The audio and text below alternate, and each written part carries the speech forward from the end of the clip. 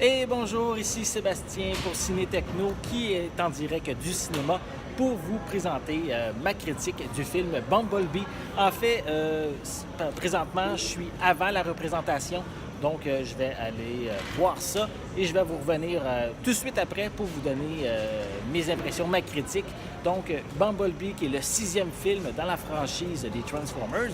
En fait, ici, on retourne dans le passé, dans ce film dérivé de la franchise. Donc, on se retrouve dans les années 80, alors que le petit robot jaune juste derrière moi va arriver sur Terre et il va y avoir quelques aventures. Donc, je vais pouvoir vous en parler plus longuement tout de suite après ma représentation.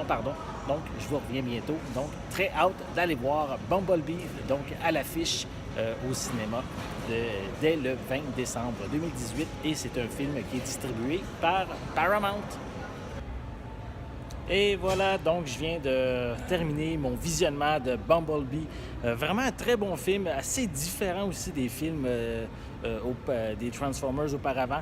Une histoire qui est beaucoup plus axée sur la relation entre Bumblebee et une jeune fille qu'on appelle Charlie.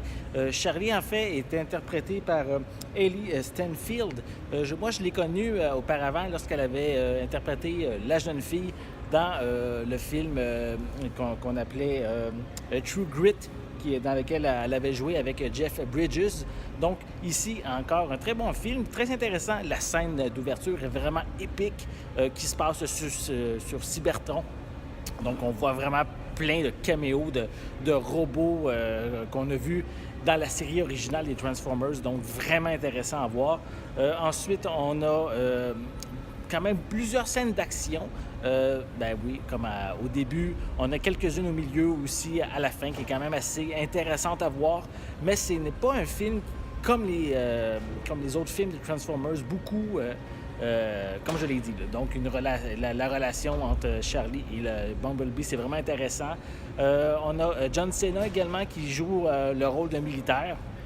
Son rôle est plus ou moins pertinent dans l'histoire.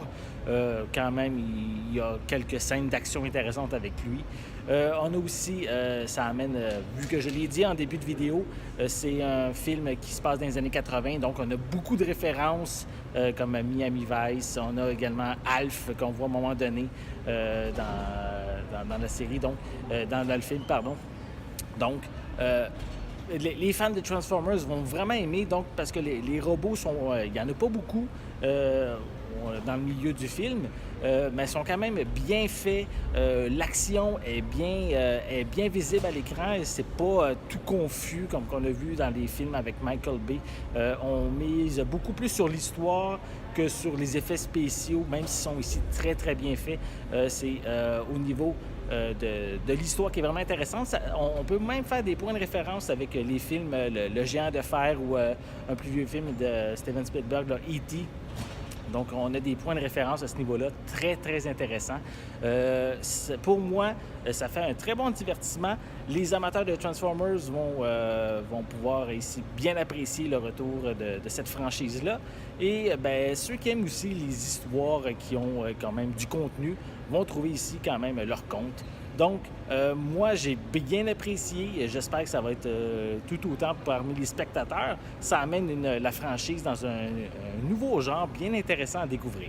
Donc, je vais lui donner la note de 7,5 sur 10. Donc, un bon film, une bonne suite, on pourrait dire, parce que les films 2 à 5 des Transformers étaient plus ou moins intéressant. C'était le fun de voir les robots, mais l'histoire était vraiment assez douteuse. Tandis qu'ici, on mise beaucoup sur l'arc scénaristique et c'est tant mieux. Donc, ça permet d'avoir plus de contenu au niveau du long métrage. Donc, une note de 7,5 que je vous invite à venir voir. Bumblebee, distribué par Paramount, et qu'on peut voir actuellement au cinéma. En fait, il sort au cinéma le 20 décembre 2018. Donc, j'espère que vous avez aimé cette vidéo. Si c'est le cas, n'hésitez pas à mettre un pouce en l'air, à laisser des commentaires. Qu'est-ce que vous aimez? Est-ce que vous l'avez vu, Bumblebee? Si c'est le cas, laissez des petits commentaires. J'ai hâte de lire qu'est-ce que vous avez à dire à ce sujet. N'oubliez pas non plus de vous abonner à ma chaîne en laissant un petit commentaire, en cliquant sur le petit logo qui est juste ici. Ça va vous permettre d'être à l'affût de mes prochaines capsules. En attendant, je vous souhaite une bonne journée, une bonne soirée. Je vais être de retour très bientôt. À la prochaine!